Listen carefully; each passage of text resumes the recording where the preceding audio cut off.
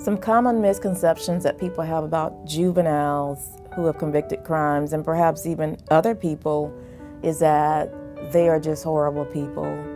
They deserved it. Throw away the key. That's kind of the mentality that I've seen from some people, and I can tell you it's not the truth. We should be concerned about kids that receive life sentences for the same reason that we should be concerned about putting kids into the adult system. The fact that we put, last year I think in Florida, it was over 1,500 kids into the adult system is more a reflection of social trends and crime rates and individual crimes that happened 20, 25 years ago than what we now know about the teenage brain and the way kids behave. When I first met Cynthia, she told me a story about a young man in Florida who had killed, along with several other teens, a young boy. People don't realize how easy it really is to find yourself going around the corner, ending up committing a crime. It really is. And these are regular people, but what also I find is that they're hurting. A lot of them are hurting. They're from broken homes. They're from broken families. The research shows that. And so I think that another misconception is being that they deserve it. Well, once again, they did not ask to come here. And that's what they tell me at the jail. Ma'am, we didn't ask to come here.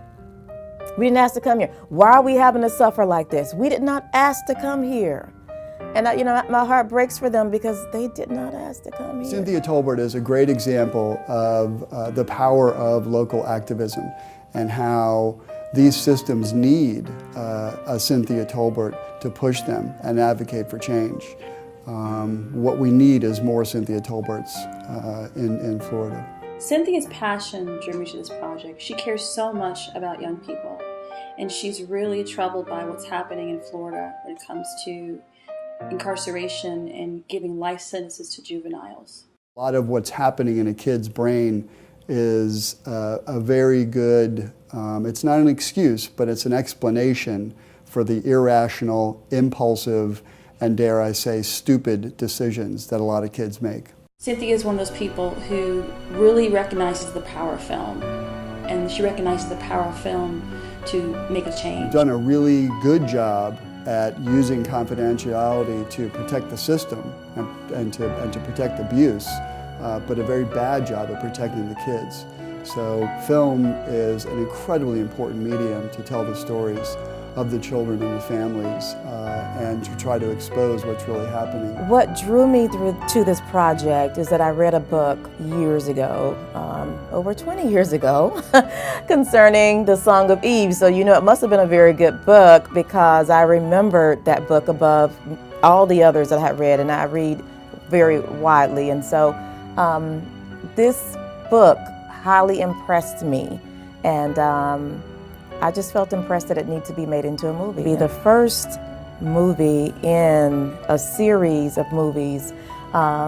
It is going to introduce the Song of Eve, but really the project has just grown into ways I had never anticipated. I had not planned for it to go in this direction, but this is the direction that God has taken it in, and I'm just amazed. Awakening is about a divinity school student who reluctantly is thrown into a situation where she has to co-minister an urban group. These are kids who have problems that she can't relate to, everything from drugs to prostitution to family violence.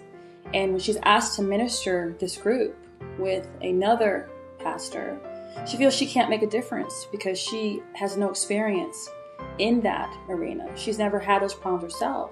So like a lot of people, she turns away from them. She clashes with them. She doesn't want to help them. But over time, with the grace of God, she's able to realize that all it takes is a heart for change and a willingness to want to change. And she uses the Song of Eve to be that change, not only for herself, but also for the other young people who are impacted by their problems in their world. This film can help, in my opinion, all people. Anytime you're directionless, anytime you do not have focus, you're going to find yourself being involved in situations and circumstances that are detrimental to you. This story is a perfect story for KLP. We love stories that transform people's lives, and we love to follow characters as they go through a journey and find ways to draw closer and closer to their destiny. As with everything to do with social justice issues, the more exposure, the more discussion, the more education about what's really happening, the more likely people will demand change. These stories need to be told. These stories need to be shared, and people need to look at these stories and ask themselves, what can I do to help? When people see this film, I want them to think. I want them to see humanity in a way that they've never seen humanity before. I want them to think about themselves in a way they've never thought about themselves before. Their uniqueness, the way that they're special, the fact that we don't need to pull people down, tear them apart. We don't to be who and what we were intended to be. That everyone has a place, everyone has a purpose, and I want them to be awakened to these ideas, to this perspective.